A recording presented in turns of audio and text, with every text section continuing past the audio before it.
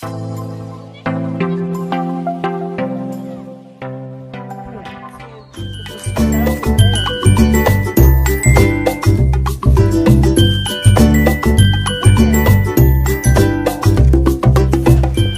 दोस्तों, मेरा नाम है राजेंद्र गढ़वाल और आप जुड़ चुके हैं आपके अपने चैनल देवा सर कैमरा एक्टिंग क्लास।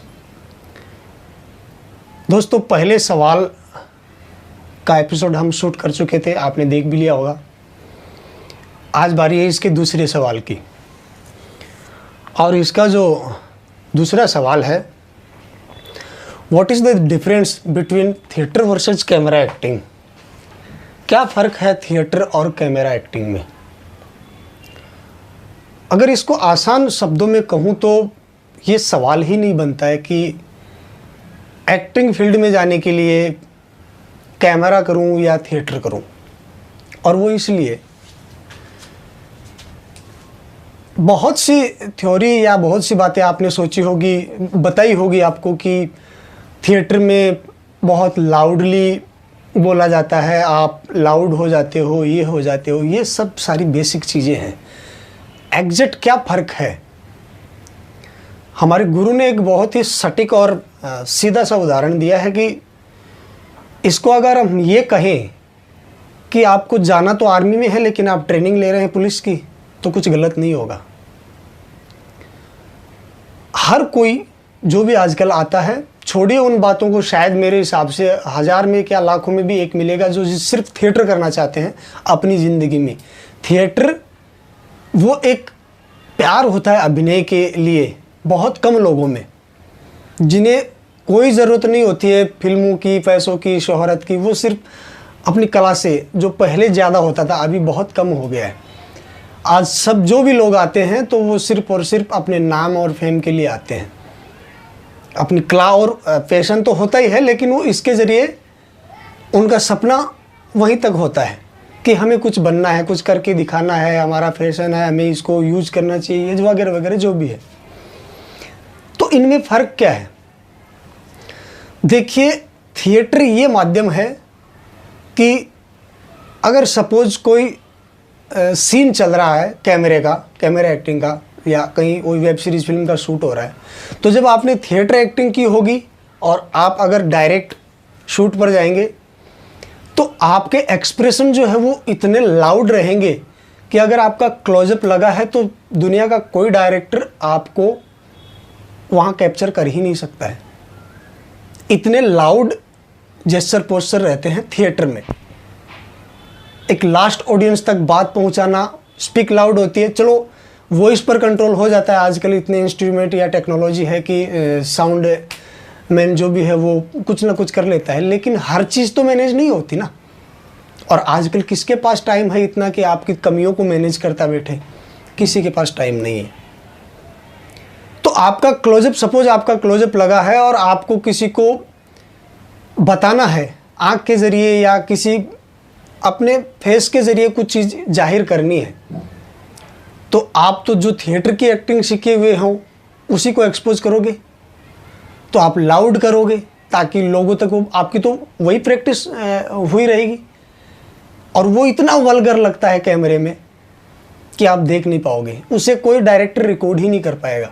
वहाँ बहुत बारीक अपनी आइज़ जो ब्लिंक होती है वो भी एक संभाल के, या आइज़ के अपन जो फोकस आउट टर्न करते हैं वो भी बड़ा संभाल के करना पड़ता है, क्योंकि उसमें बहुत ही छोटे विजुअल ऐसे ऐसे कैमरा आ गए हैं। तो आप कितना भी थिएटर करो, आपको कैमरा एक्टिंग क्लास से गुजरना ही पड़ेगा। क्या कारण है कि शाहरुख खान साहब अपने बेटे को अमेरिका, यूएस भेजते हैं कैमरा एक्टिंग सीखने के लिए? वो तो थिएटर से ही थे।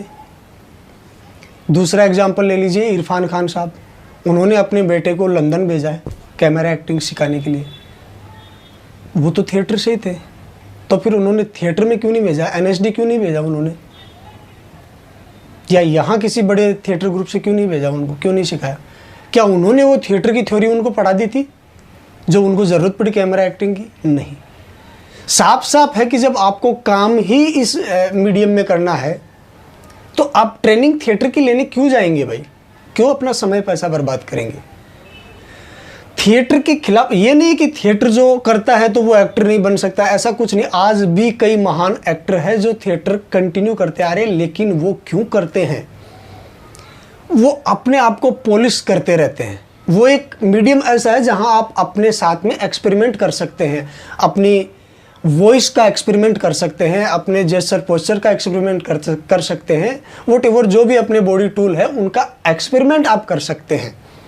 और वो भी एक उचित समय रहता है, 1 मंथ 1.5 मंथ की रिहर्सल रहती है। उसके बाद जब आप एकदम फिट हो जाते हो तब जाके वो प्ले वहाँ होता है। और वहाँ भी ऐसा नहीं है कि बहुत ईजी है, 1 टेक में आपको करना पड़ता है।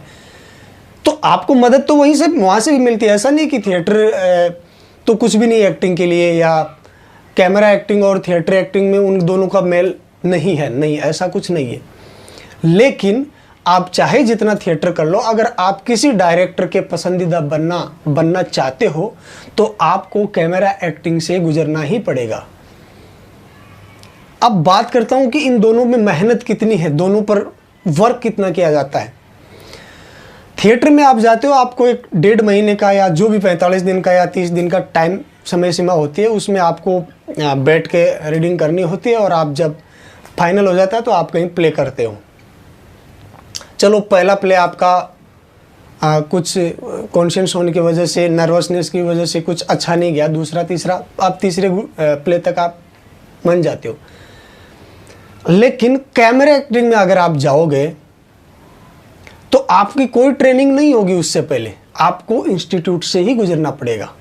और वो इंस्टीट्यूट में उन बारीकियों को समझना पड़ेगा। आपके जो भी बेसिक नॉलेज है, आपने देखा ही होगा, मार्क कहाँ है, चलते हुए आना है, ये करना है, वो करना है, ये लुक देना है, ये नहीं देना है, सारी चीज़ें वो सीखनी पड़ती है।